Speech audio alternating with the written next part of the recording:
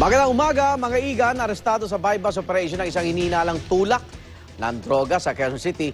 Nabawi sa kanya ang marked money at ang mahigit 200,000 pisong halaga ng hininalang shabu. Narito ang report ni Dante Perello. Nalambat sa ikinasang patibong ng mga operatiba ng Quezon City Police District Anti-Illegal Drugs Special Operation Task Group ang 40 anyos na si Brenda Cañenas. Ginawa ang buy-bust operation sa parking lot ng isang food chain sa Welcome Rotonda. Maliban sa marked money, nakuha sa kanyang isang pouch bag na naglalaman ng 10 plastic sachet ng hinihinalang shabu. Nasa 50 gramo ang umano'y droga na tinatayang nasa 200,000 piso ang halaga.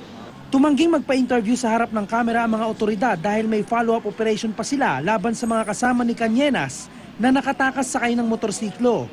Itinanggi naman ng suspect na si Cañenas na sa kanya ang mga nakuhang droga. Isinama lang daw siya ng kaibigan matapos mag-day off sa trabaho kahapon bilang kasambahay. Hindi raw niya alam na may illegal itong transaksyon.